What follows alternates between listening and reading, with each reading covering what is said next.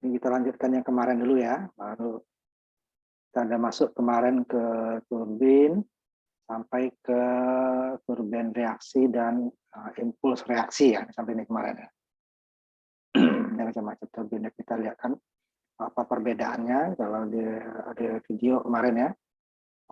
Impuls arti dia nabrak atau dari nozzle-nya ya langsung. Sedangkan impuls reaksi adalah reaksinya dulu ya, reaksi adalah karena dia bergerak karena keluarnya gas dari nozzle, di mana nozzle tersebut yang bisa dia bergerak ya ke as sumbunya. Sedangkan kalau yang impuls nozzle-nya tetap. Dan dari hasil nozzle yang tadi dia akan digerakkan oleh karena keluarnya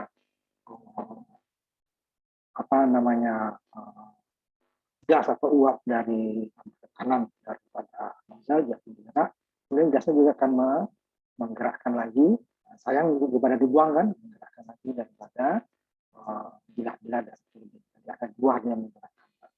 Itu runnernya dari bila-bila, yang kedua runnernya adalah nozzle-nya itu sendiri. Itu perbedaannya kemarin. Kalau impuls, nozzle-nya dia tetap. Nah, nanti dia akan bergerak berdua. Karena dia arahnya sama ya, jangan berlawanan. Arah utara putaran yang dihasilkan oleh reaksi dan putaran yang dihasilkan oleh impuls. Seharusnya dua-duanya adalah searah sehingga saat menguatkan energinya tidak terbuang. Itu dia kemarin. So, kemudian itu jenisnya. Kemudian dia berdasarkan tadi adalah daripada tekanan uapnya tadi ya, langsung nabrak bila atau langsung mengeluarkan keluar pada nozzle-nya yang bergerak. Dan dia juga berdasarkan alirannya aliran sumbu ya aksialnya, kemudian sudut radial putaran radialnya ya, aksial sudut. Dan yang aksial tadi adalah dalam aliran sumbu ya, keluar atau steam tadi, jadi mengalir sepanjang porosnya, sumbu dan poros. Nah, ini cocok untuk generator ukuran besar ya. Nah, ini yang banyak dipergunakan oleh pembangkit listrik yang modern. Ya. Itu sebagian besar menggunakan aliran sumbunya. Nah, aliran liar, nah, dia akan menggabungkan dua poros ya, ujung-ujungnya. Berarti nanti generatornya ada dua terpisah. Jadi tekanan tadi sudah terbelah ya, terbagi. Satu ke arah kiri, umpamanya porosnya, satu ke arah kanan, di mana ujung daripada poros tersebut nanti masing-masing dihubungkan dengan generator terpisah. Kan nanti sekarang 50% reaksi aliran radial pada setiap jaringannya separuh-separuh. Ya. Jadi arahnya satu, kalau yang berdasarkan aksial atau sumbu. Kalau radial, berarti dia menggabungkan ujung-ujung berarti dua generatornya.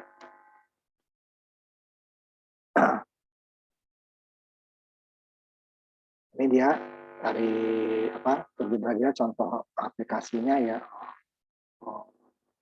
Buat awal-awalnya itu dulu penemunya ya, Swedia, Lundström, adik kakak ya.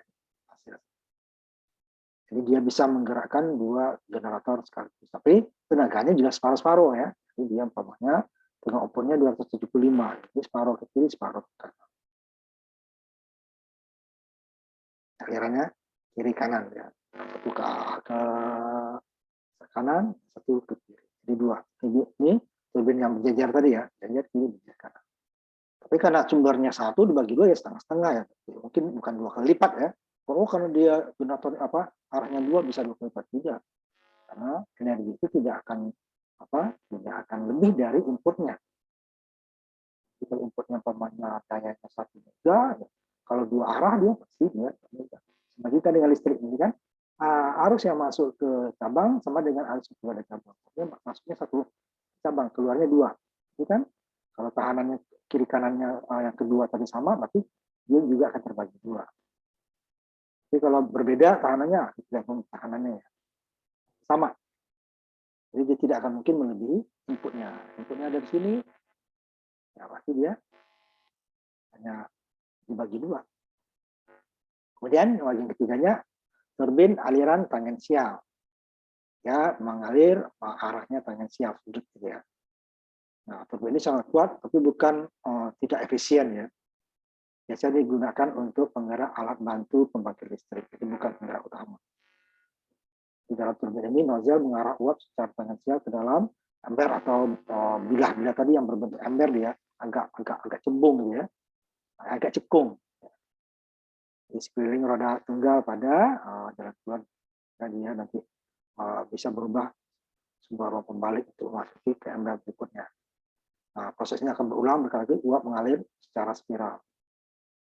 Dia beberapa nozzle dengan ruang pembalik dapat digunakan di pinggiran roda. Ini seperti ini. Kayak cawan-cawan gitu ya. Nah, kalau yang tadi kan dia bilahnya tipis. Kemudian berdasarkan cara pasokan panasnya. Turbin tekanan tunggal ya, campuran, tekanan ganda, turbin head, atau nanti regenerasi namanya. Jadi dia panas outputnya tidak langsung dijadikan air umpan lagi atau di kondensor ya, dipanaskan lagi. Jadi sinyal atau dokter yang lihat tadi ya. Turbin tekanan tunggal ya, namanya tunggal ya, pasokannya tunggal satu. Kemudian turbin tekanan ganda, dia menggunakan dua sumber tenaga pada tekanan yang berbeda. Tekanan ganda ditemukan pada pembangkit listrik nuklir, di mana dia menggunakan kedua sumber terus menerus. Kita bahas nuklir sendiri. Dia tekanan ganda. Dia itu tekanan campuran ditemukan pada pembangkit industri, misalnya pabrik penggilingan baja, ya kan, perlu dia panas tinggi ya, batu bara, batu bara dan lain. Karena dua pasokan uap menggunakan satu pasukan atau lebih ekonomis daripada yang lain. Misalnya buat ekonomis mungkin cerobong asapnya ya masih bisa dimanfaatkan untuk yang tekanan rendah, langsung dibuang ke udara. Sekarang juga digunakan untuk siklus gabungan. Lihat ini mirip dengan tadi, dipanaskan lagi ya untuk biasanya tetap turbin, cuma turbin yang tekanan lebih rendah. Ya, tidak langsung dibuang. Dan nanti ya berikutnya itu akan lebih kadar airnya akan berkurang. Biasanya pemanasannya setunggal atau lebih, biasanya lebih ini pemanasan. Kemudian berdasarkan penolakan panas di pengeluaran dari turbin ya, output dari turbin yang kemudian turbin regeneratif, dia panasnya itu tidak akan dibuang. Turbin kondensator, kondensasi ya, berarti dia didinginkan, maksudnya kemudian turbin non kondensasi ini langsung biasanya nih untuk bukan tekanan tinggi yang besar ya, kondensasi besar nanti berbahaya bagi lingkungan. Turbin tekanan balik, topping. Keluaran turbin sama ini dia langsung keluarnya ke exhaust kondensornya ya, langsung keluar, langsung keluaran. Kemudian regeneratif digunakan lagi. Ya, ada dua nih, yang pertama ini yang kedua. Ini berasal dari cerobong steam sebelumnya. Ini lihat, nah, biasanya untuk dua ini juga hasil dari turbin tadi dipanaskan lagi dulu sebelum ke generator. Generatif hampir sama dengan ini tadi ya. Kita hampir sama. Kemudian turbin kondensasi, nah ini yang biasanya banyak digunakan. Output daripada turbin tersebut dikondensasi, didinginkan. Air, waktunya bukan jadi dingin ya, jadi uap dicairkan. Supaya apa? Menjadi air umpan ke boiler. Tapi sebelum masuk boiler dia tetap panaskan lagi ya. Karena panas itu kalau makin jarak jauhnya dia lama-lama akan turun. Karena nanti dia sebelum masuk ke boiler dipanaskan lagi. Yang kondensasi, nah ini dia langsung ketika terbang uapnya keluar dari turbin tidak ya, langsung masuk ke atmosfer. Ini biasanya yang ukuran lebih kecil ya, besar itu tidak boleh kamu lakukan. Dan turbin tekan balik atau turbin topping. Ini jenis turbin bolak uap setelah pemuaian. karena yang rendah tadi, maka dia digunakan untuk tujuan pemanasan. Dia bukan tekanan yang diperlukan panas. Jadi turbin tekanan balik memaksud dari listrik energi panas. Yang digunakan untuk pemanas. Ini biasanya digunakan untuk emisi gula, makanya dia bukan tekanan yang diperlukan. Waktu tekanan rendah untuk peralatan pemanas, di mana sebagai cara manfaatnya turbin digunakan untuk emisi uap yang lebih rendah. Jadi tidak perlu tekanan terlalu tinggi, panas yang diperlukan. Tapi dia berasal dari boiler ya. Jumlah silinder, nah ini biasanya yang banyak multi silinder ya. Silinder tunggal itu ukuran kecil nggak bisa. Tapi yang sebagian besar itu dia multi silinder.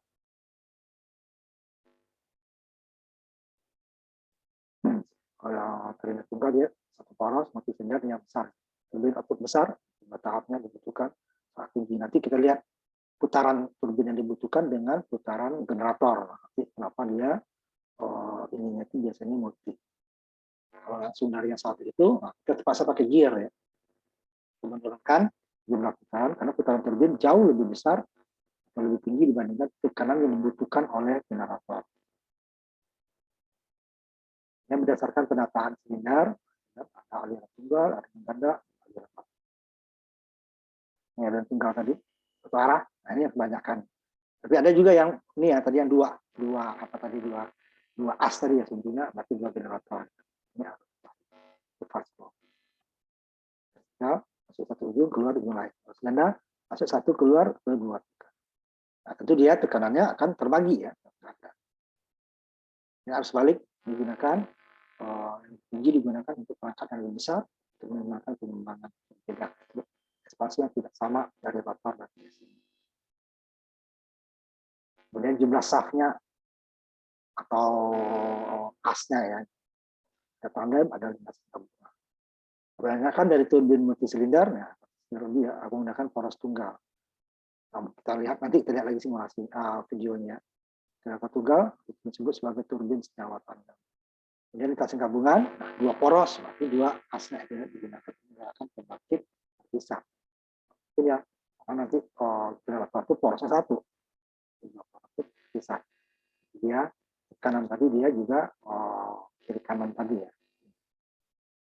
Kemudian berdasarkan kecepatan, nah, kalau yang untuk pembangkit tenaga listrik biasanya kecepatannya konstan. Atau juga untuk industri tadi ya, pemanas itu biasanya konstan.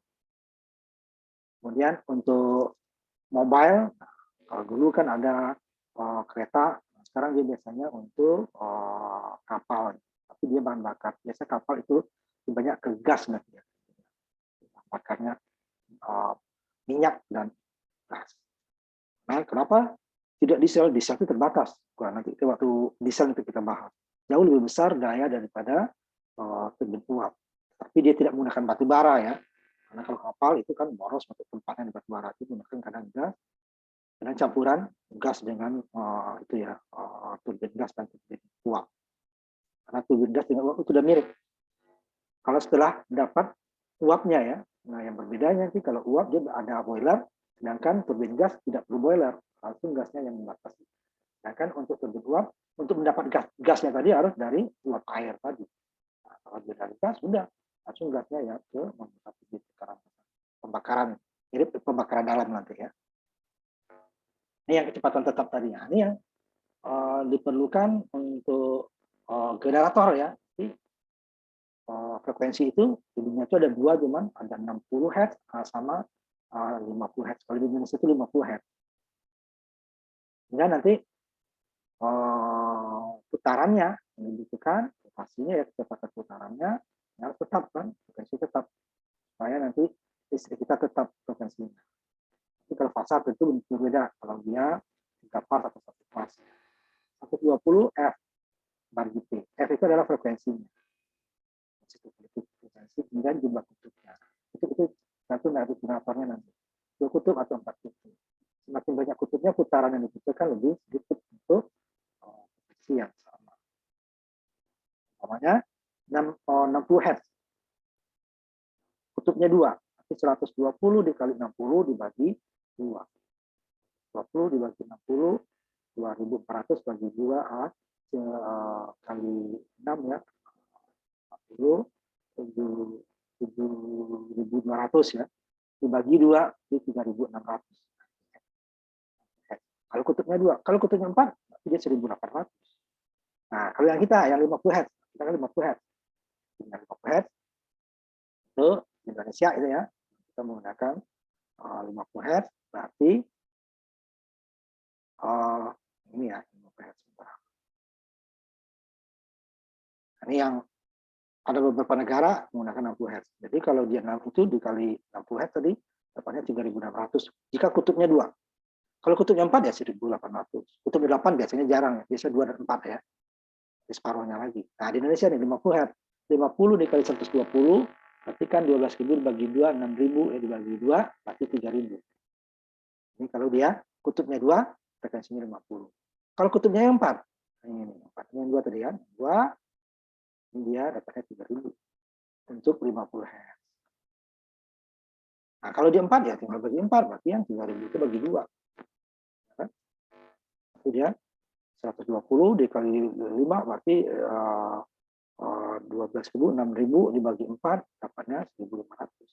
Kalau kutubnya 4 ya tinggal 50. Cukup sih. Nah, sedangkan nanti turbin, nah turbin itu dia frekuensinya jauh, putarannya jauh lebih besar. Makanya nanti ada yang menggunakan nanti gear, nanti menggunakan pengereman dari gas juga ya, bukan pengereman kayak kita rem mobil atau motor ya. Ini cepat yang variabel, ini dia memiliki gear nanti. Karena putarannya kalau dia mau cepat berarti dikasih gear yang lebih kecil. Kalau dia mau pelan masuk ke gear yang lebih besar. Outputnya ya, outputnya kan tetap gearnya. Output makin besar berarti nanti putarannya akan pelan. Tapi kalau makin kecil ya putarannya akan kencang. Nah, itu dia rasio yang dipakai gear. Tapi dari gear ini biasanya kita ada rugi-ruginya, itu resiko ya. Tapi kan kita kecepatannya bisa variabel. Biasanya ini untuk yang bergerak ya, diperlukan bergerak seperti kapal. Nah, karena kapal itu biasanya kalau yang besar terutama ya, dia pasti dia turbin gas atau turbin uap. Selain nuklir. Nuklir juga sebenarnya turbin uap ujungnya ya, nuklir itu turbin uap. Nah, dia hanya nuklir itu sebagai pemanasnya, sehingga dia tidak perlu diisi terus-menerus seperti bahan bakar lain. Nuklir itu dia sekali masuk bisa lama. Ya. Risikonya besar. Maka nanti kita bahas nuklir. Nanti ada kapal kalau di Amerika itu kapal induknya itu sudah pakai nuklir. Kemudian kapal selamnya kalau Amerika dia semuanya nuklir, dia tidak pakai ada yang diesel. Tapi kalau negara lain ada yang nuklir, ada yang diesel. Ya. Kalau diesel risikonya ada, tapi dia waktunya terbatas. Karena untuk menghidupkan diesel itu, nanti kalau baterainya habis berarti kan harus diesel. Tapi dia harus ada udara. Nah, nanti kita bahas nanti waktu diesel, apa dia butuh udara. Nah, sedangkan kalau nuklir dia tidak butuh udara, karena dia tidak perlu pembakaran, dia adalah pembelahan sel. Nah, ini dia nanti gunakan gear. Nah, kecepatannya, kapal kan nggak kencang terus, nggak pelan terus kan, jadi dia bervariasi. Juga nanti kereta, kan, dia tidak gear, baru pindah gigi lagi. Nah, kan ke panas terbit itu nggak boleh turun naik seenaknya per waktu ya. Turbin tersebut dia gunakan menggerakkan kapal, kompresor ya.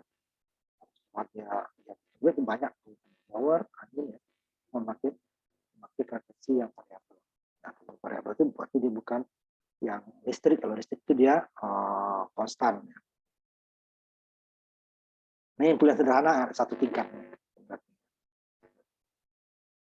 Ini dalam prakteknya tidak digunakan, dia biasanya berlapis ya, bukan satu lapis.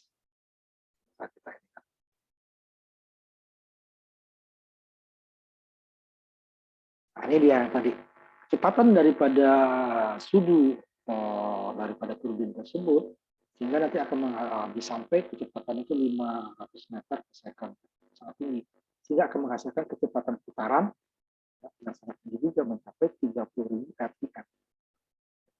Sedangkan tadi yang kita bahas kecepatan untuk generator frekuensi 50 Hz dan 60 Hz paling tingginya 3.600 kan. Kalau 50 Hz dua kutub dia hanya 3.000. Sehingga kalau kita gunakan ini kecepatannya hanya 10% dari kecepatan daripada generator. daripada turbin. Dan generator hanya 1/10-nya. Nah, sehingga ini tidak bisa dimanfaatkan langsung untuk menggerakkan generator. Nah, dan itu perlu pengaturan. Karena dia nanti di simulasinya saya lihat ini nanti ya apa namanya gearnya tersebut ini kan ya diturunkan kecepatannya. Kita lihat inputnya lebih cepat, sedangkan nanti outputnya itu akan lebih pelan. Ini gunakan turbin. Nah, yang di pelan itu yang masuk nanti ke generator. Tidak bisa langsung 30.000, nah, listrik kita akan rusak. Ya. 1/10-nya kan berarti kan 30 kali, berarti tiga kalau 1-2 kali aja itu 100% aja, 3.000% ya. Ya nanti di dalam turbin itu juga kecepatan meninggalkan uap juga cukup mengakibatkan kehilangan energi. Karena dia pasti bergerak ya, pasti dia makin mengkunjung itu makin lemah. Itu disebut dengan nanti carry over loss atau kerugian meninggalkan kecepatan dinabrak ya, bleeding istilahnya, darah, dan dia akan turun. Nah, kerugian ini sampai 11% dari energi awal. Itu sudah dianggap nanti di pipa-pipanya itu dianggap tidak ada ya, padahal dia pasti ada begini. Ini biasanya digunakan untuk mana dayanya relatif kecil ya. Diameter rotornya, perputarannya tadi ya, yang kecil. Kemudian penggabungan turbin impuls. Nah, misalnya kenapa ini tadi yang 30.000 tadi ini yang kita misalnya. Jadi adalah salah satunya lagi jika tidak menggunakan gear, jadi dia metodenya adalah penggabungan turbin impuls. Jadi kecepatan rotasi dari impuls sampai ke batas praktis. Praktisnya tergantung apakah praktis untuk kapal atau untuk generator. Generator berarti ya paling tinggi 3.600 dan 30.000 tadi. Nah, dia digabung. Jadi dia meniadakan atau mengurangi seperti rem ya. Kecepatan tinggi dari uap tadi akan menghasilkan kecepatan rotor sekitar 30.000 ampere.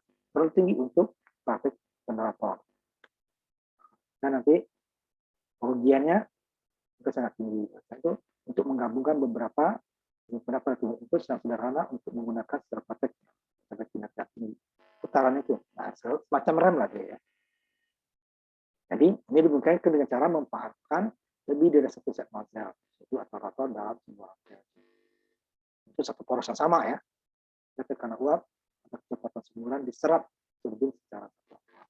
Porosnya juga akan berkurang. Jadi energi kita turunnya lebih kecil sehingga kecepatannya juga turun. Ketiga, impuls gabungan, kecepatan gabungan dan kecepatan. Nah, ini nanti kita lihat. Kita lihat sebelum kita masuk ke bab bagian berikutnya. Kita tampilkan dulu yang di tertingkat tadi ya. Bentar.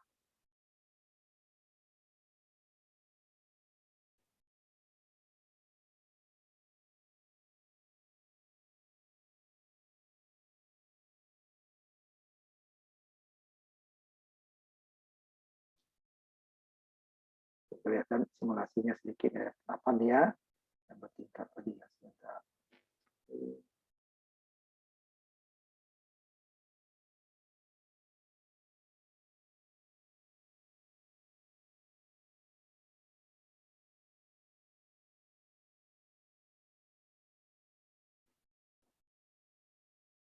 Sebentar.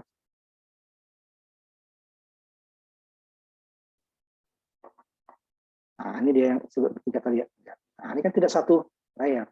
Nah, ini tujuannya. Nanti kita lihat di ujungnya lebih tinggi kecepatannya ya. Nanti yang asnya terhubung ke generator itu akan lebih turun. Kalau tidak nanti ya generatornya 30.000 RPM putarannya. Itu kita tidak bisa gunakan untuk listrik. Nah, cepatinnya. Ya, ujungnya nanti kelihatan nanti ya.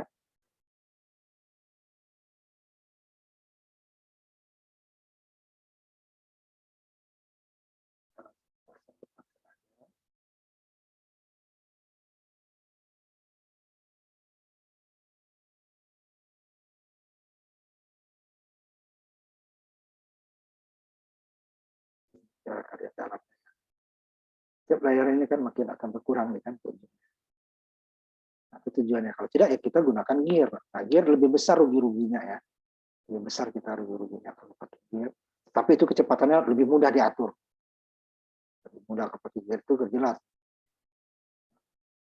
Di bagian awalnya nanti dia akan saling mengerem ke ujungnya sehingga putaran ke sini ke generator itu akan lebih pelan. Itu tujuan dia kenapa dibuat bertingkat cepat tinggi. Ujungnya lebih rendah kan. Nah, asal di ujungnya itu yang dihubungkan ke generator. Nah, putaran generator itu dapat seperti yang kita inginkan. Tadi sekitar dari 3.000 sampai 3.600 untuk kutub 2. Nah, nanti kalau kutub 2, kutub 4 itu akan kamu belajar nanti pada mesin-mesin listrik ya, motor. Mana 4 kutub, 2 kutub. Motor terdiri dari stator dan rotor. Statornya berarti dia yang diam, rotornya bergerak. Ya. Nah, yang biasanya bergerak itu adalah yang diam itu biasanya lilitannya, jangan magnetnya bergerak. Itu cara kerjanya tadi. Ya.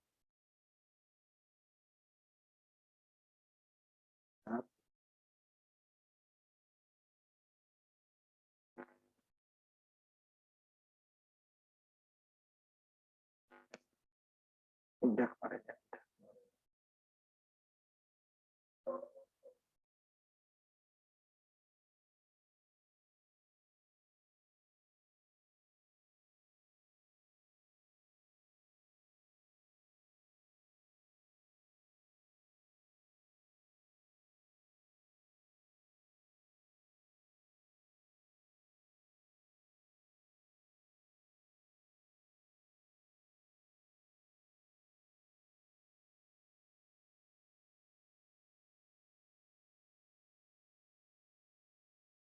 Ini saya share lagi satu lagi sedikit ya.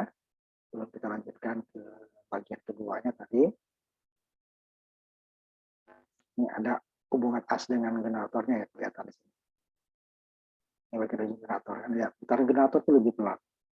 Bandingkan putaran sini kan. Dan turbin ini, itu turbin.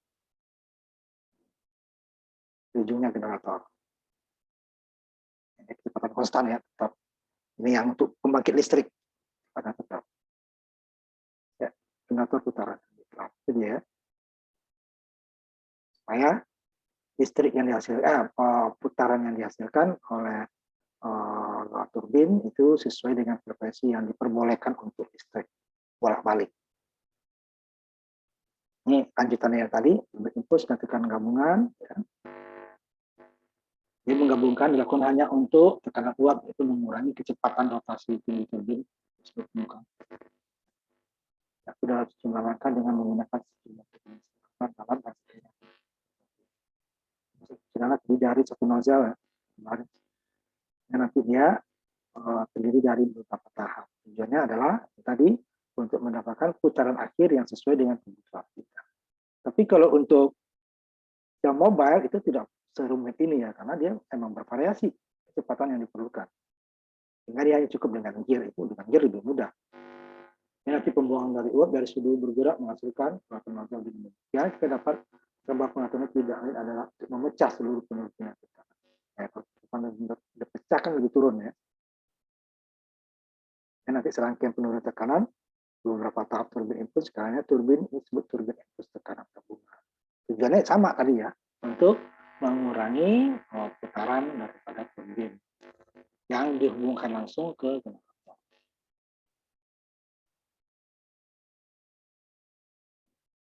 Ya, itu uraian aja. Ini dia yang awalnya yang membuat. Sehingga nanti living loss-nya atau kerugian penurunan dari tekanan uap itu akan lebih kecil dari 11 sampai 12%. Kita 1/5 lah ya, 20% dari ini awalnya diciptakan oleh Pak Reto dan disebut turbin Retau. Tadi sekarang gabungan impuls gabungan kecepatan seberapa. Nah, turbin ini menggabungkan dilakukan hanya untuk kecepatan uap, yaitu penurunan kecepatan di banyak penurunan kecil ya, karena di banyak penurunan kecil disebut sudunya Jadi bukan pada satu baris pada ujungnya saja. Jadi dari sebuah nozzle atau set nozzle ya, pada dasar sudut bergerak runnernya tadi ya, yang melekat pada rotor atau roda. Ini dari gambar dari atas yang agak susah untuk dilihat.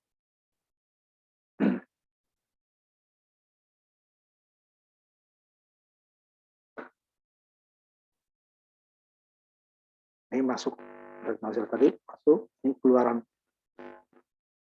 dari tingkat pertama itu ya, tingkat pertama kan, baru masuk lagi. Nah, yang sudah kecepatannya pasti lebih rendah daripada input sini kan, hingga dia seolah akan mengerem kecepatan yang lebih tinggi di sini. Nah, makanya harus berlapis. Kalau satu tingkat ini ya nggak bisa. Ya pengeremannya ya dilakukan dengan gear doang tujuannya. Pokoknya lemah masukin lagi ke bagian lain, bukan ke dia. Nah, sehingga ini kan satu as. Sehingga nanti dia ini lebih cepat, ini lebih rendah, ya pasti dia akan ini seolah ngerem. Tujuannya itu ya.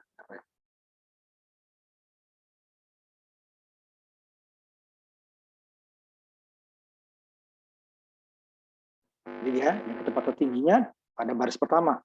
Kemudian sisanya masukin berkurang, sehingga dia akan makin ke ujung dia makin berkurang. Jadi kecepatan sedikit berkurang ya, jangan dibuang energinya ya, karena berkurang karena nabrak yang pertama kan, masukin lagi ke bagian yang bawah. Sehingga dia seperti kayak rem lah. Makanya dia harus berlapis-lapis ya. Nah, dia pada bagian ujungnya nanti total asnya nanti akan berkurang. Nah, isi bloknya juga hampir sama ya. Ini yang membuat awalnya itu Curtis, disebut Curtis ya.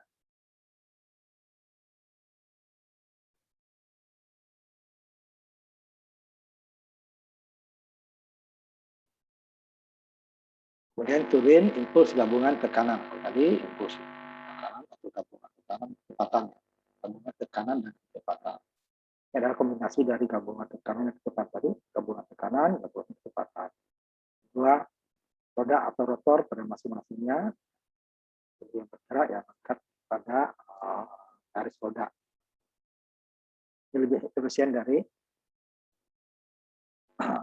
jadi setiap rotor kecepatan menurun, yaitu menurunkan kecepatan sampai dengan banyak baris sudut. Nah, itu kecepatannya akan digabung. Nah, kalau gabungan pasti dia rata-ratanya nanti kan tinggi dengan rendah digabung karena gitu. Ada dua set nozzle di seluruh penurunan tekanan yang berlangsung itu sebuah penurunan tekanan dibagi di dalam penurunan kecil. Untuk mana gabungan tadi ya.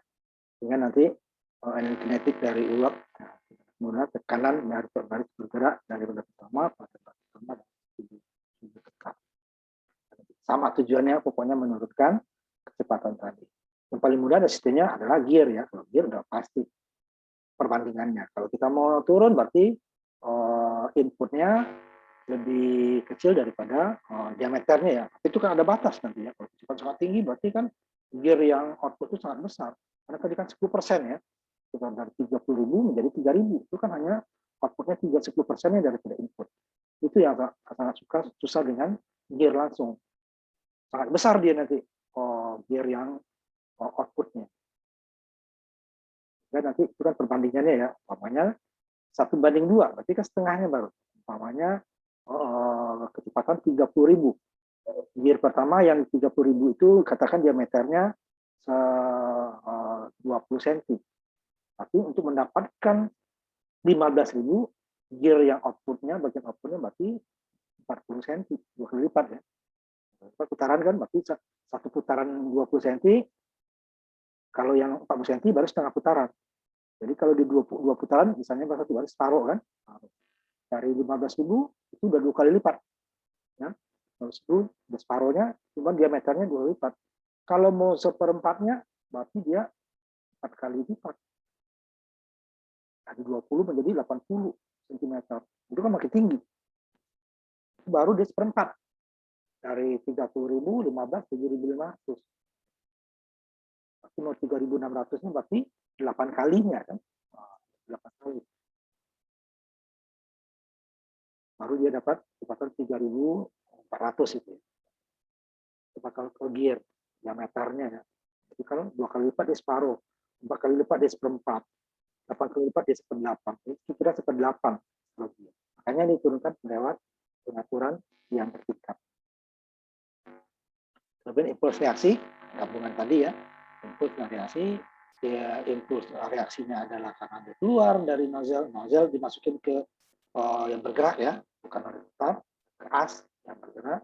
Kemudian hasil dari keluaran nozzle-nya selain menggerakkan sel tersebut, dia juga akan menggerakkan bila-bila dari turbin pada lapisan berikutnya. Lapis sama ya, lapis sama dia diam. Nah, kalau untuk mengurangi kecepatannya ya nanti fungsinya dibuat berlawanan dan bisa berkurang. Namanya justru menggunakan dua prinsip impuls dan reaksi. Impuls adalah nabrak langsung uapnya ke bila-bila atau sudu dari turbin. Reaksi adalah nozzle-nya yang bergerak ke as. Nah, dia masuknya juga lewat as tadi ya, keluar. Kalau gabungannya sama, dia reaksi dulu, hasil dari reaksi outputnya ditabrakkan lagi ke bila-bila turbin yang berikutnya. Jadi ada sejumlah baris sudut bergerak, ya, itu yang menjadi reaksi rotor. Dan sejumlah yang sama dari sudut yang kita temukan. Jadi ada sudut atau nozzle tadi yang diam dan ada yang bergerak. Gerak dia reaksi, yang diam adalah impuls. Dalam jenis sudut ini, sudut-sudut tetap diatur dalam cara terbalik dibandingkan dengan sudut bergerak. Jadi dia perlawanan, tapi dia satu arahnya ke kanan, satu arahnya arahnya jarum jam, yang satu lagi arahnya berlawan jarum jam. Sehingga dia akan mengurangi kan. Kalau dayanya sama, ya diam dia.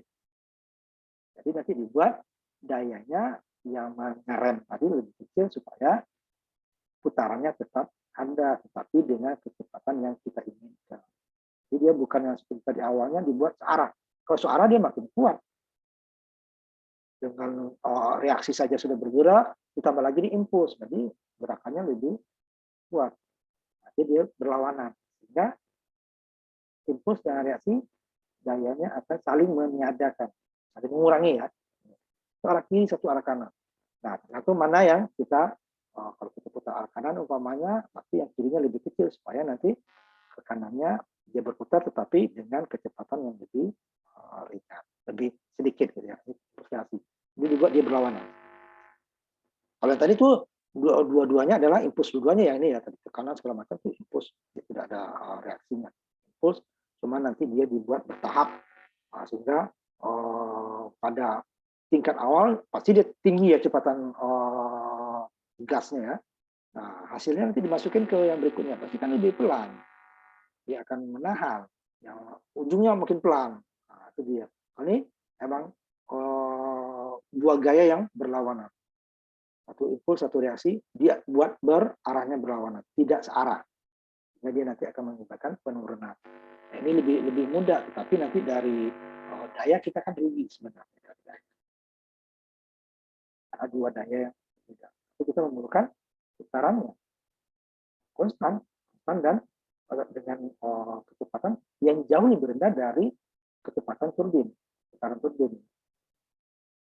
Karena deretan dari sudut tetap tadi ya ditutup masuk, bukan saja ya cuma di sudut lingkaran itu dia lebih besar.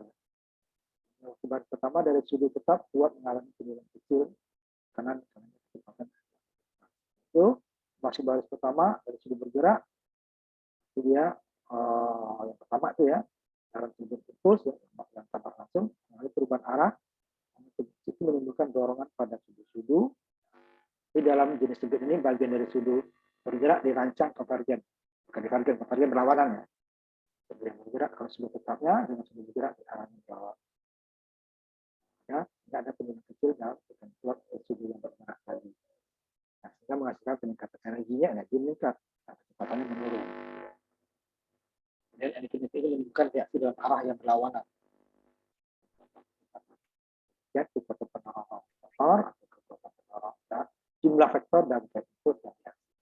Karena dia berlawanan pasti ada peningkatan. Kalau searah pasti dia nambah. Ini disebut reaksi karena ada reaksinya. Padahal dia gabungan ya. Tentu penurunan bertahap dan tekanan suhu yang reaksinya ya sudah tetap. Itu dia prinsip kerjanya. Jadi dia akan melawan. Sama. Jadi tekanan jatuh meningkatnya volume spesifik ya karena adanya pelaku.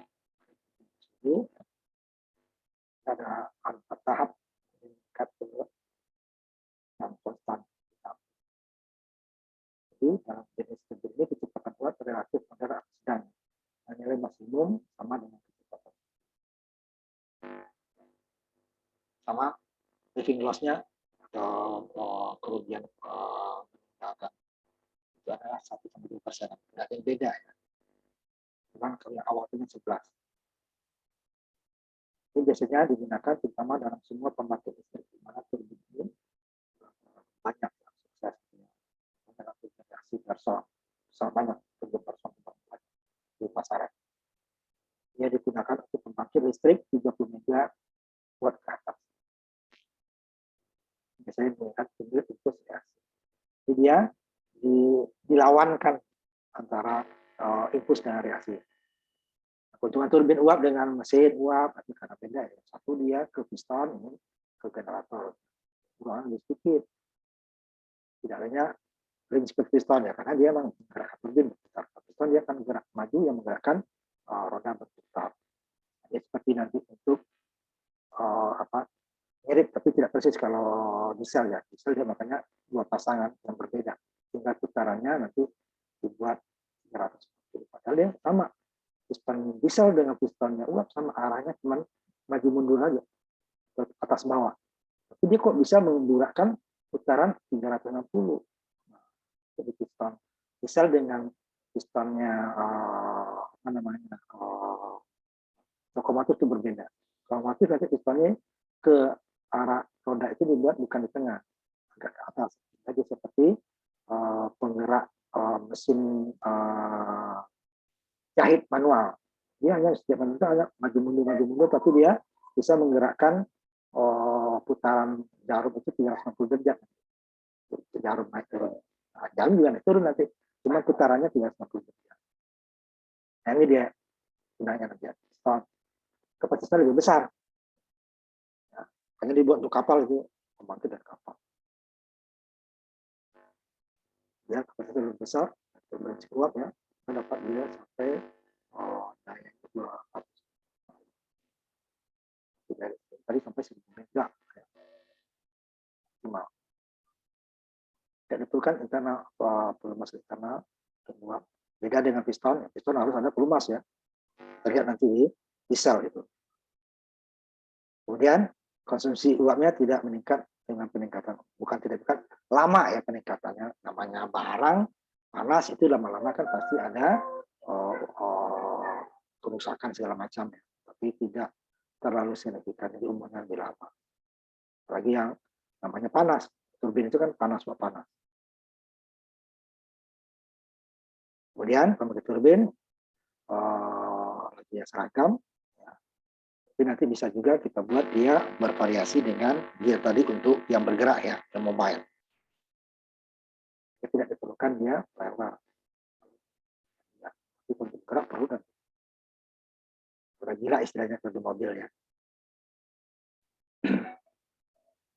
Yang dirancang untuk kecepatan jauh lebih tinggi ya, jangkauan lebih besar. Efisiensi dibandingkannya lebih tinggi. Ini kapasitas tadi. Masa turbin kecil ya, dari generator kecil bisa dari 500 sampai 7.000 kW ya. Tadi sampai mega ya. Akan alternator atau generator adalah kapasitasnya 10 sampai 90. Itu kan nggak putar dia kan. Yang harus lebih tinggi dari nanti isinya 125% lah. Jadi untuk ukuran yang sangat besar memiliki kapasitas 500. Pembangkit dari kapasitas 200 megawatt menjadi ini yang banyak ya. Karena 1000 tadi sampai 1000 kan, dari 1 sampai 1000. Banyak kan semakin besar dia efisiensinya lebih tinggi. Dan efisiensi uap dari turbin uap tergantung daripada tekanan. Jadi pertama tekanan tergantung dari panas tungku. Panas tungku tergantung lagi dari jenis mutunya, jenis bahan bakarnya ya, yang pencampuran udara bahan bakarnya panjang lagi. Nah, sebenarnya dari inputnya ya, berdasarkan kedua dari tahap output ya, jadi uap yang sudah lemah dia, tapi masih berupa uap atau gas. Jadi konsumsi dari turbin uap itu sekitar 3,5 sampai 5 kg untuk per kWh dalam 1 jam. Kilowatt hour ya, itu berarti 1000 watt ya dalam 1 jam. Tapi dia kita menginginkan 3,5 sampai 5 kg uap.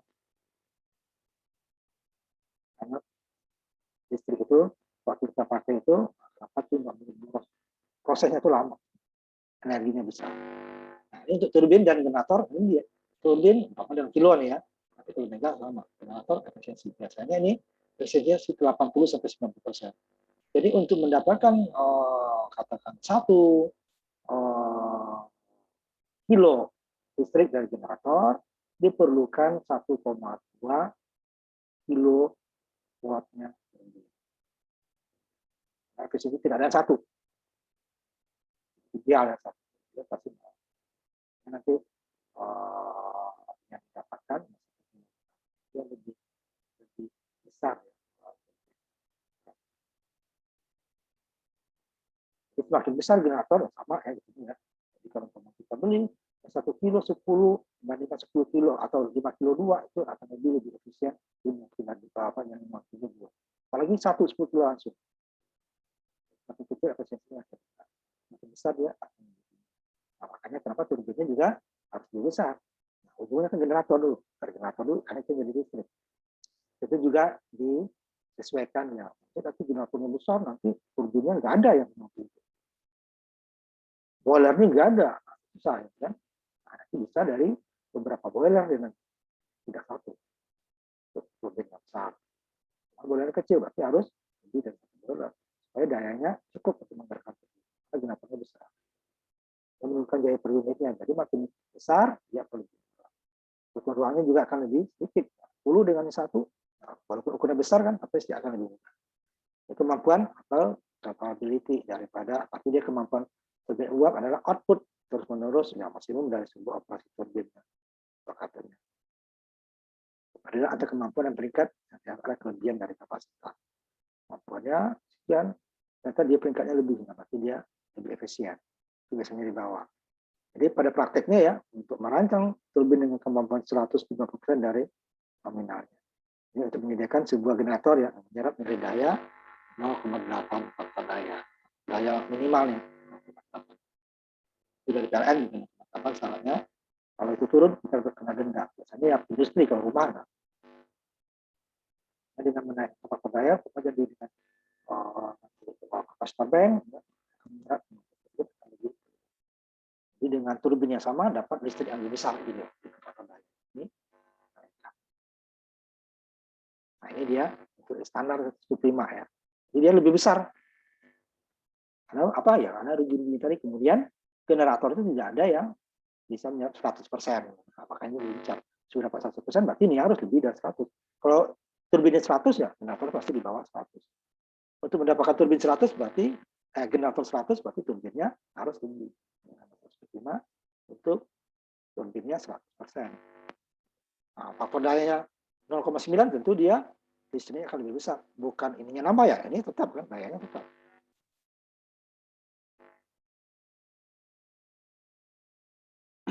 Kemudian untuk mengendalikan turbin uap, nah, itu tadi mengendalikan dengan bypass ya. Nah, untuk kecepatan konstan tadi ya. Nah, untuk memakai listrik. Kemudian mengatur kontrol nozzle dan mengatur penyempitan. Ini hampir mirip dengan nozzle ya. Ya, nanti turbin uap putarnya akan bisa dikendalikan. Tapi itu juga nanti berakibat ke boiler ya. Nanti boiler juga harus ada. Udah maksimal nih nozzle-nya. Penyempitannya sudah maksimal, tapi tekanan masih kuat, masih dibuang. Ya kan? Karena itu kalau sini dia udah output ke turbin. Jadi seperti jet nanti. Jadi kinerjanya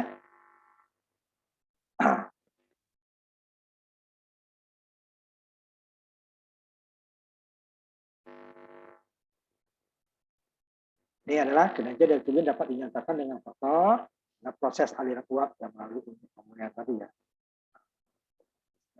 Laju aliran uapnya melalui masing-masing mana tidak satu langsung dari polar langsung ke situ, tidak prosesnya. Kemudian efek termalnya pemanasan atau nanti dari bahan bakar tentu tergantung dari kualitas bahan bakarnya.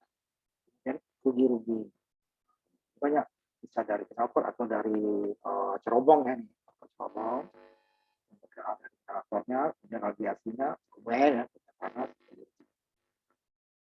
kasus sehingga dia hanya sampai dari bahan bakar tadi kan hanya 40% maksimal itu yang jadi energi listrik. 60%-nya hilang. Itu udah maksimal itu ya. Biasanya di bawah 40%. Kemudian nanti ya, untuk yang bergerak pasti ya, kita cari pairing, pasti ada rugi kita. Kenapa? Maka tadi dari turbin ke generator makanya perlu 175% kan turbin ke generator 100%. Ini dari baru pompa oli ini yang sudah bergerak tadi ya. Ya, kerugian dari generator atau kerugian listrik dan kami ya. Sos atau cerobong asap. Jadi akan ya, tahap akhir dari kondensor atau pendingin uap masing-masing akan menyebabkan kerugian. Sehingga tadi dari thermal 100% dapat menjadi listriknya hanya maksimal 40%. 30 sampai 38 yang tidak sampai 40 sebenarnya, di bawah 40 sedikit. Kemudian untuk keberhasilan operasinya, maka diperlukan memasuk uap pada tekanan dan suhu kontak. Ini yang susah untuk bakar dari uap itu. Jadi dia perlu minyak tinggi terus, jadi kalau lebih dibuang uapnya. Bukan sumbernya yang bahan bakarnya dikurangi. Jadi dia pada saat sudah lebih, uapnya dibuang di boiler ya, sehingga tekanan akan tetap. Nah pada saat sudah mulai menurun ya tutup lagi, sehingga tekanan uapnya tetap, suhu uapnya tetap konstan dan tekanannya tetap konstan. Dengan syarat kemarin yang dibuang di boiler, jangan bahan bakarnya turun naik. Beda dengan pembakaran dalam, seperti diesel nanti. Udah, kalau untuk putaran katakan tekan daya yang lebih kecil, udah tekan bahan bakarnya dikurangi. Oh ini nambah beban, langsung ditambah lagi, otomatis dia akan naik. Kalau ini kan enggak. Untuk mendinginkan dan memanaskan uap itu perlu waktu. Nah, makanya nanti ada pembangkit gas ya. Gas itu dia hampir mirip dengan diesel. Perubahan kecepatannya itu tidak. Karena uap itu digunakan untuk bahan tetap ya, bahan dasar, beban dasar. Jadi bekerja di tempat jam. Kalau ada turun naiknya, berarti di pembangkit lain yang digunakan. Dari siang hari sampai kira-kira sore itu ya, itu dia pagi, sore, malam mau sampai pagi lagi kita ada beban puncak lagi ya, itu digunakan diesel, gas, buat digunakan karena dia turun naiknya itu memerlukan waktu. Ya, kata pengaman kemarin kan di boiler ya. Nah, di boilernya yang diatur bukan di bahan bakarnya. Bahan bakar akan susah. Tapi ini emang rugi, dibuang kok ya. Padahal untuk mendapatkan uap tadi itu memerlukan bahan bakar kan, pembakar. Bahan bakar itu kan duit. Kemudian ini tadi dia suhu mungkin berfluktuasi ya. Berapa? Sama variasi panas dari bahan bakar ya, itu dari jenis bahan bakarnya, pengaturannya, kemudian juga udara tadi, udara pembakaran ya, juga variasi kadar air masuk ke tubuh untuk menurunkan suhu air umpan, kan? Makanya perlu dipanaskan dulu sebelum masuk ke boiler, supaya nanti air umpannya lebih seragam panasnya, lebih mudah. Kemudian kebersihan dari permukaan penyerap panas perlu pembersihan, apakah dalam pipanya atau bagaimana. Panas pembakar langsung ke boiler, tidak terhalang oleh bahan. Mau tanya dong Pak. Ya. Kenapa ya kalau PLTU itu lebih diminati di Indonesia daripada kayak pembangkit listrik tenaga lainnya. Sedangkan kalau di sini kan tadi lossesnya banyak sekali ya Pak yang Ya, disebutin tadi. ya 40% paling tinggi itunya dari thermal awal ya, termasuk yang rendah. Yaitu karena pertama bahan bakarnya banyak ditemukan, kemudian dayanya besar, bakarnya lebih murah, Oke. karena dia bisa batu bara, bisa nanti minyak, ya bisa juga gas, ya, untuk ininya ya bahan bakar tungkunya. Kemudian dayanya besar, kan sampai satu unitnya bisa sampai 1000 mega. Itu yang tidak bisa dari diesel. Air Baik juga Pak. terbatas. Kalau air tempat yang menentukan. Kalau uap ini dia umpamanya kalau yang penting ada sumber air dekat pantai itu kan mudah ya. Pantai itu kan luas. Atau danau kalau orang pantai kalau tapi kalau umpamanya negara-negara tidak punya pantai atau danau itu jadi masalah sumber airnya. Sumber airnya adalah bukan air untuk boiler ya. Air boiler itu kan boleh dikatakan tetap punya tambah. Pendinginnya kayak ini murah bahan bakarnya, dayanya besar. Sehingga dia itu di dunia bukan di Indonesia ya, di dunia itu yang masih banyak digunakan sampai sekarang. Nah, cuma sekarang karena pemanasan global, mulai tahun 2040 itu, mulai dari tahun 2030 nggak salah, itu tidak boleh lagi membangun pembangkit listrik uap dari batu bara. Tapi kalau itu pembangkit-pembangkit uap yang udah ada Global ya. gimana ya Pak itu Pak? Iya. Kan katanya tadi mulai mulai 2000 Iya. apa? Itu ya 2030 coba. Pak Jokowi kemarin itu salah satunya itu. Luar negeri apa itu? Udah dunia ya, negara maju termasuk China, Amerika. Karena nanti mulai tapi nah saya juga baca itu orang-orang kan masalahnya masalah itu kan bukan masalah yang lain karena masalah pemanasan global ya dan polusi daripada karbon monoksida itu kan dan karbon dioksida dari hasil pembakaran dari batu bara. Nah, sekarang orang-orang PLTU juga sudah mengembangkan teknologi di mana menangkap karbon dioksida dan monoksida tadi supaya tidak langsung ke udara, bisa ditangkap dimasukin seperti ke dalam gas deh ya, masukin kemudian disimpan seperti kayak bahan bakar nuklir nanti sisanya sisa bahan nuklir juga disimpan. Nah, dia tidak merusak lingkungan. Jadi orang-orang PLTU juga sudah bekerja juga karena dia tahu ini emang karena kebutuhan manusia itu kan listrik makin bertambah karena jumlah penduduk bertambah karena kebutuhan hidup bertambah, tetapi makin besar dia yang paling murah itu kan emang batu bara dengan PLTU-nya kan hampir semua negara kecuali yang sedikit itu adalah nanti kita lihat nanti di Prancis karena Prancis 80% kebutuhan listriknya dari nuklir. Tapi selain itu negara maju itu termasuk Amerika, Rusia, Cina apalagi besar itu adalah menggunakan batu bara batu PLTU. Cuma nanti karena keadaan pemanasan global itu mulai ditinggalkan. Tapi orang-orang ini sudah bisa menangkap itu sebagian. Bisa dia menangkap karena di bumi ini banyak sekali batu bara dibandingkan dengan gas dan minyak yang sudah diketahui ya gitu sampai sekarang ya. Itu dia. Apa ini yang paling murah, daya yang besar, teknologi nggak terlalu canggih gitu ya, nggak terlalu susah dibandingkan dengan nuklir ya. Dan juga ini nanti cuman kan teknologi harus tinggi, keamanannya harus tinggi. Ini tidak terlalu susah pengendaliannya. Cuman efek daripada sisa pembakaran tadi seperti asap, abu dan sebagainya itu yang merusak lingkungan yang besar. Sehingga waktu sebelum COVID itu di Cina itu hampir semua kota Cina itu jarak pandangnya sudah terbatas. Kota-kotanya ya, kota Cina itu karena industrinya lebih besar menggunakan batu bara untuk PLTU. Itu kenapa ini banyak digunakan. Pada satu sisi dia juga merusak lingkungan. Itu kenapa banyak. Paling banyak di dunia energi. Karena teknologinya tidak terlalu susah, ya. Kemudian bahan bakarnya juga lebih murah dan bervariasi. Nah, sekarang PLTU itu dia untuk bahan bakarnya biasanya lebih dari satu. Bisa nanti dari minyak, bisa dari gas, bisa dari batu bara. Tapi kalau umpamanya dari biomasa itu thermalnya kecil ya, jadi pasti dayanya turun dengan suhu yang sama. Jarang. Biasanya kalau itu dia biasanya gunakan itu apa namanya pembangkit listrik sampah.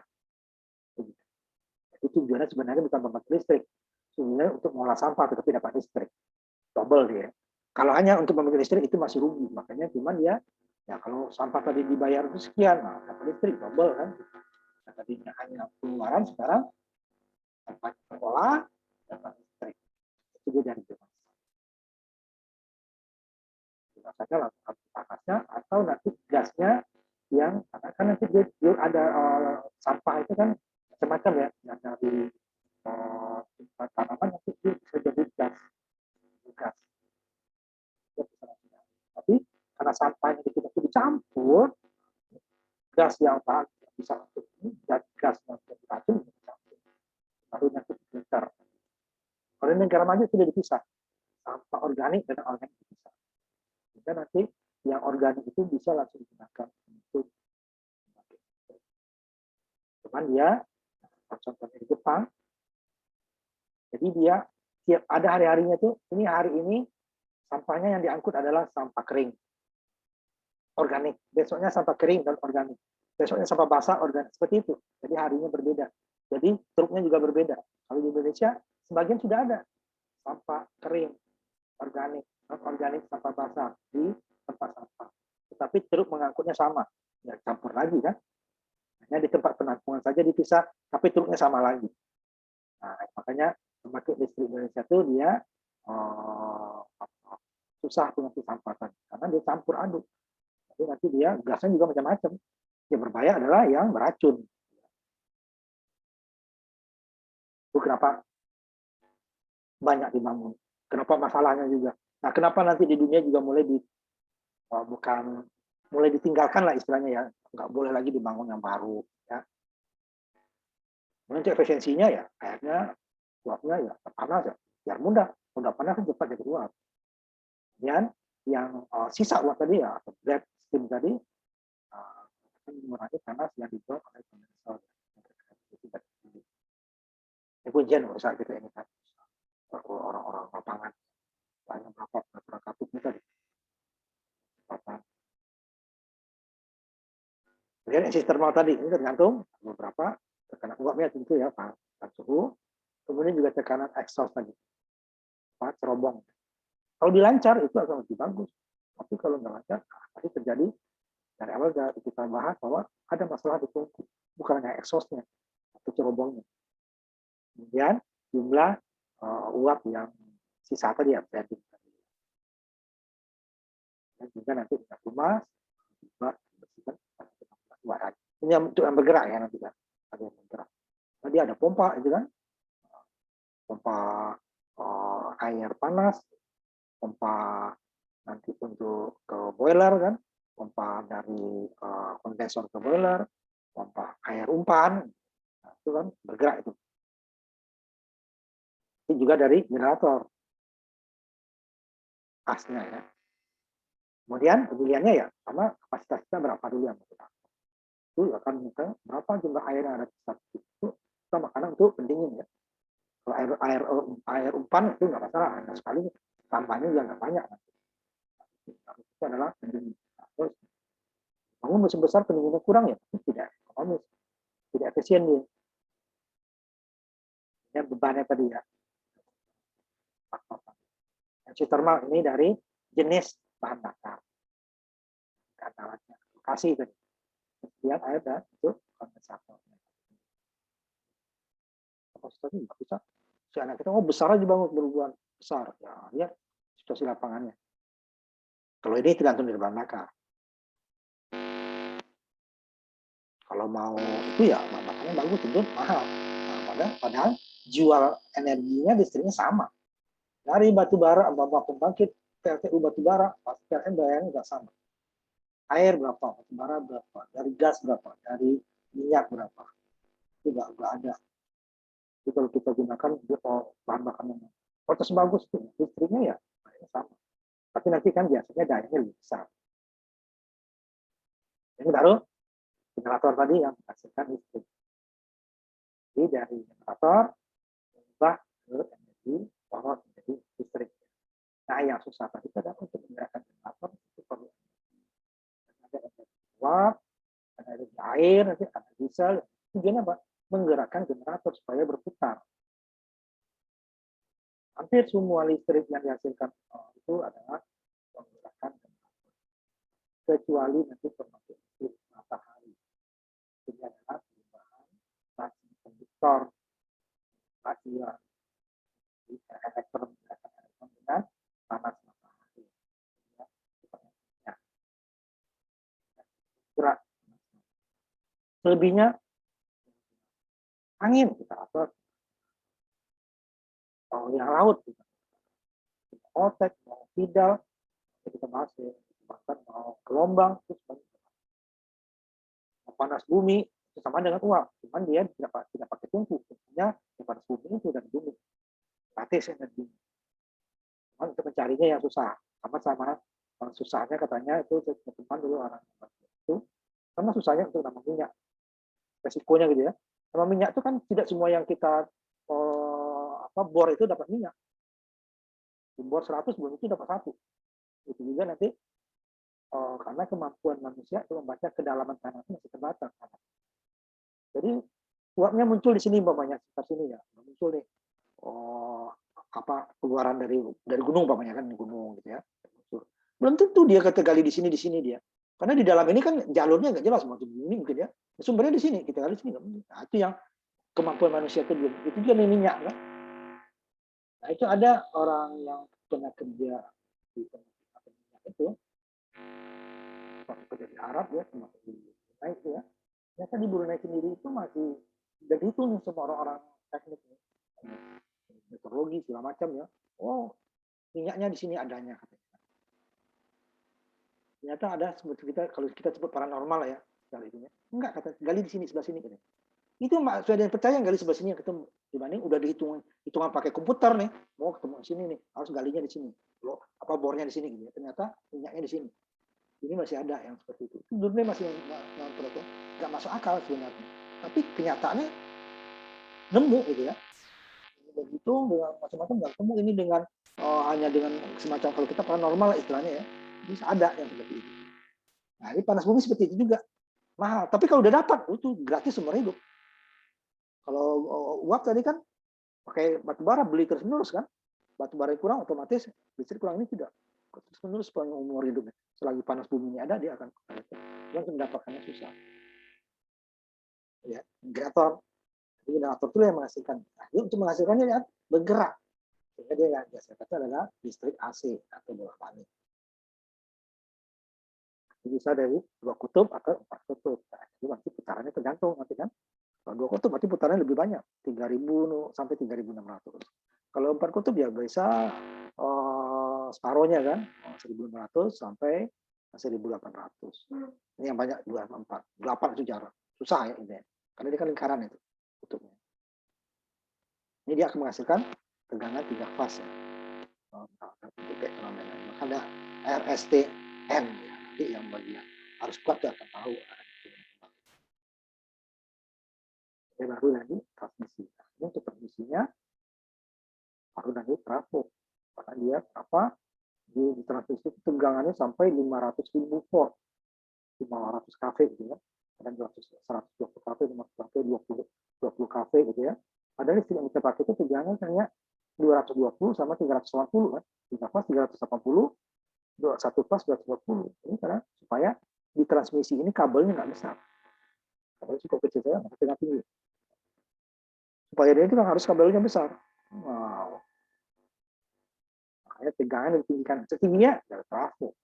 Padahal dipakai nanti di ujung diturunkan lagi kan. Nah, itu nanti ditransmisi ke lembaga. Apa tinggi? Ya karena kalau supaya listriknya itu disalurkan geruginya kecil, berarti kabelnya harus besar. Nah, rugi kan? Ya kabelnya kecuali kabelnya semeter 2 meter, itu kan puluhan kilometer, ada ratusan kilometer kan. Sehingga dia kabelnya lebih kecil, tegangannya tinggi. Nah, geruginya sedikit. Nah, itu di transmisi nanti akan pelajari. Kemudian generator ya karena berputar itu pasti dia panas ya. Nah, ini makanya perlu nanti untuk pendingin. Nah, pendinginnya tidak perlu langsung bisa air, ya, karena dia nanti koslet kan, dia pendingannya. Jadi dia perlu semacam udara, gitu kan, kan ventilasi panasnya. Ini gunakan ada udara itu yang lebih besar tidak cukup udara, menggunakan hidrogen ya. Jadi akan bakar panas ya. Nah, pokoknya bergerak itu pasti akan menggunakan. Tapi generator tidak boleh direndam untuk dinginnya gitu kan. Nah, dia menggunakan hidrogen yang besar. Kalau yang kecil dia lebih besar dengan udara ventilasi biasa. Ini spesifikasinya ada dua, ini sama sebenarnya kilowatt turbin, kilo juga generator kilovolt ampere ya. Atau ampere tidak itu juga generator tegangan itu. Tidak ada kan generator arus.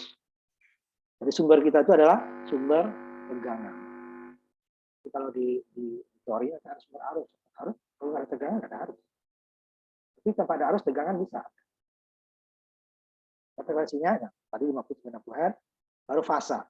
Fasa ini kalau dia 3 fase nanti antar fasenya itu ada fasanya 120 derajat. Kalau satu fasa ya udah R saja di ada sudut ya, hanya satu. Ini kan antar fasanya. 360 kan, 3 fasenya masing-masing 120. Frekuensi tadi 50 atau 60, kalau kita 50 Hz.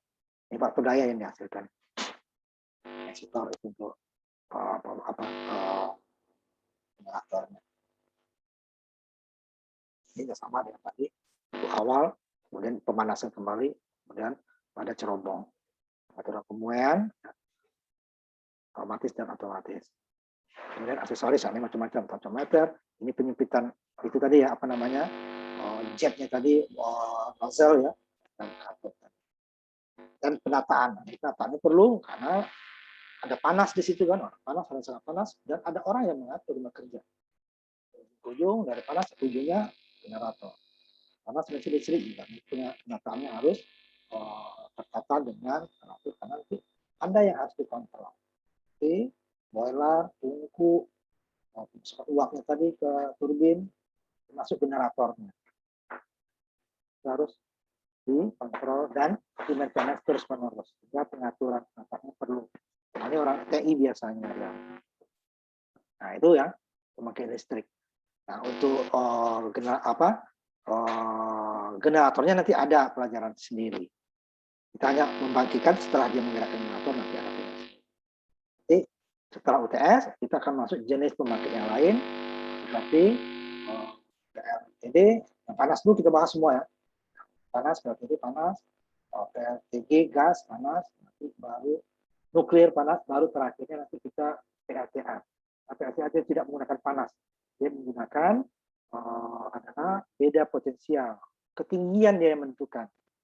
Dengan debit yang sama, itu debit ya, kalau nggak ada debit cuma juga ketinggian. Tapi debit airnya ketinggiannya yang sehingga ketinggiannya itu dia karena kodrat nanti ya itu ketinggian dengan debit yang sama, umpamanya ketinggiannya 2 kali lipat itu dayanya jauh lebih besar daripada debitnya yang kita naikkan 2 kali lipat. Nah, kalau debit 2 kali lipat itu berbahaya karena ingat pembangkit listrik air itu untuk sepanjang tahun ya. Sedangkan musim hujan itu tidak sepanjang tahun. Musim kemarau, musim hujan. Jadi dia tidak ada PLTA itu yang menggunakan debitnya yang jam. Aduk. Terakhir itu semuanya kita panas dulu. PLTD dulu panas, nanti PLTG panas, nuklir panas, baru nanti menggunakan air. Itu yang pembangkit listrik konvensional. Nanti kalau ya pembangkit energi terbarukan ada lagi nanti khusus ya. Nah, ujian kita sampai di sini. Saya ingatkan lagi, ujiannya di portal biasanya dia menggunakan link dari Google Drive. Ingat jangan lupa aksesnya dosennya dibuka. Banyak masih kemarin aksesnya dibuka ya, Mas. Ada nilai ya gimana dosennya kemudian aksesnya dibuka. Nah, untuk kalian saya kasih cadangan karena portal kadang-kadang ada masalah ya. Sehingga nanti sebagai cadangan kirim ke Google Classroom ya. Tapi Google Classroom filenya dikirim baik filenya berupa PDF atau berupa foto. Ya, kamu catat. Mau nanya. Ya.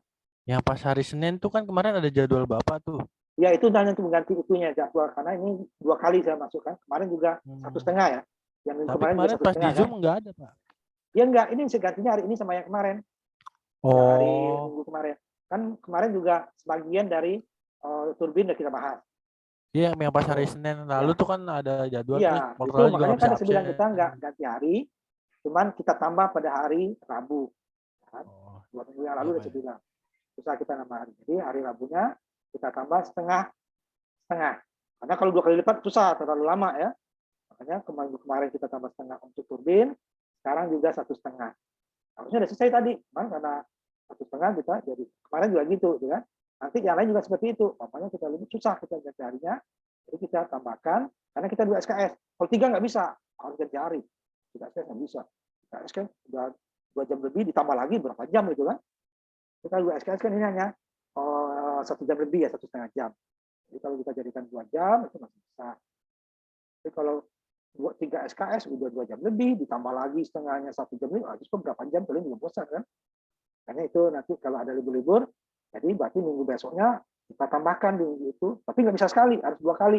Kalau liburnya sekali, 2 kali. Ini ya, 2 kali tambahannya. Nggak bisa sekali, terlalu lama. Kalau sekali kita jadikan 2 sesi ya, jadi tambahnya 1,5.